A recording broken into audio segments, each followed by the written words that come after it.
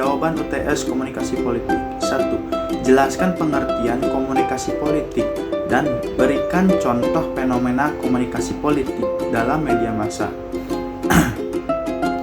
Komunikasi politik adalah proses pertukaran informasi, ide, dan pandangan antara aktor politik seperti partai politik, kandidat, pemerintah, maupun masyarakat.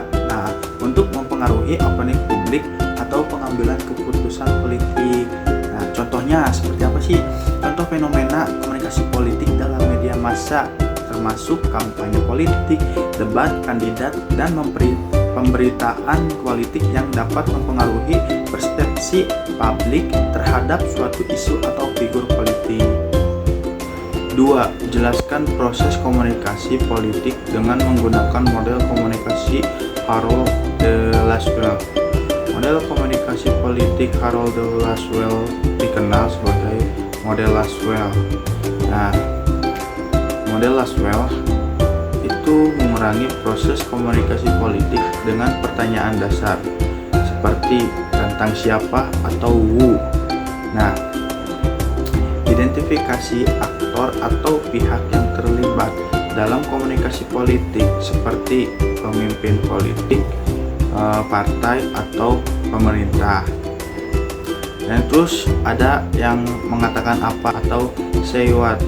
Nah, say what fokus pada pesan atau informasi yang disampaikan oleh aktor politik. Nah, ini mencakup topik, narasi, atau isu yang ingin disampaikan. Terus ada melalui saluran apa atau through what channel. Nah, through what channel itu menentukan media atau saluran komunikasi yang digunakan seperti pidato ataupun iklan atau media massa untuk menyampaikan pesan politik. Terus ada juga kepada siapa atau to whom. Nah, to whom ini mengidentifikasi audiens atau penerima pesan politik.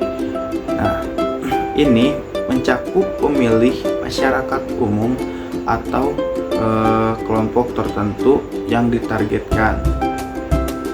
Terus juga ada dengan dampak apa atau bahasa Inggrisnya itu with what effect. Nah, with what effect ini menganalisis dampak atau reaksi yang diharapkan atau dihasilkan dari komunikasi politik tersebut, baik dalam bentuk perubahan opini publik, dukungan pemilih, atau pengaruh kebijakan.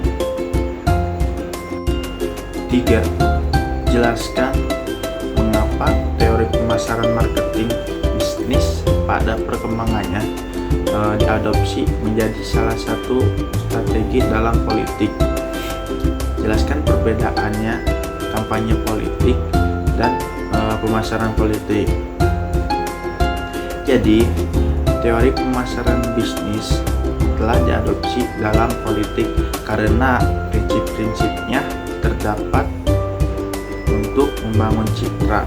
Nah, juga bisa memahami kebutuhan pemilih dan menyampaikan pesan secara efektif. Kampanye politik menekankan pada pemasaran politik yang melibatkan pengguna teknik pemasaran untuk mempromosikan kandidat, partai, atau isu politik. Perbedaannya terletak pada fokusnya. Jadi, si kampanye politik lebih luas, mencakup strategi dan taktik umum dalam politik. Nah, sementara kalau pemasaran politik lebih spesifik pada aspek pemasaran dalam konteks politik. Nah, seperti itu. 4. Jelaskan secara konkret pengaruh komunikasi politik terhadap elektabilitas seorang kandidat dalam kontestasi politik. Jelaskan melalui contoh tokoh politik tertentu. Oke. Komunikasi politik memiliki pengaruh signifikan terhadap elektabilitas seseorang kandidat dalam kontestasi politik. sebuah contoh yang relevan seperti Barack Obama. Nah, Barack Obama pada pemilihan Presiden Amerika Serikat pada tahun 2008, Obama berhasil membangun citra positif melalui pidato-pidato yang berpengaruh dan kampanye yang inovatif, termasuk penggunaan media sosial. Komunikasi yang kuat memungkinkan kandidat menyampaikan visi atau nilai dan rencana kebijakan dengan jelas kepada pemilih. Obama berhasil menyentuh hati banyak orang dengan pidato-pidato yang penuh inspirasi, membentuk persepsi positif terhadap kepemimpinan. Sebaliknya, kalau komunikasi politik yang kurang efektif bisa jadi dapat merugikan elektabilitas kandidat.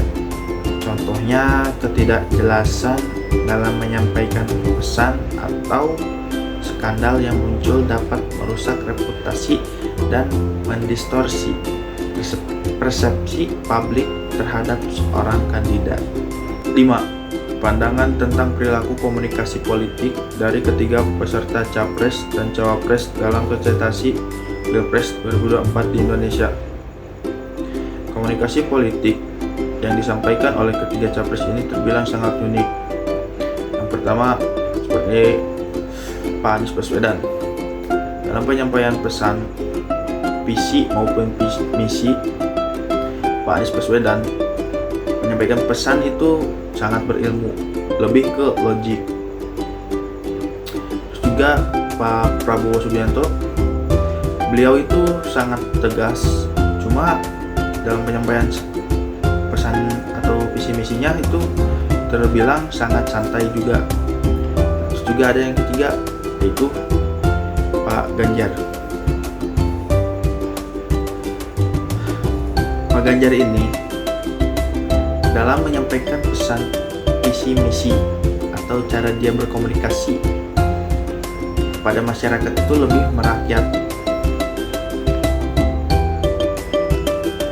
dan itulah perilaku komunikasi politik yang disampaikan oleh ketiga capres maupun cawapres dalam kontestasi Pilpres 2024 di Indonesia.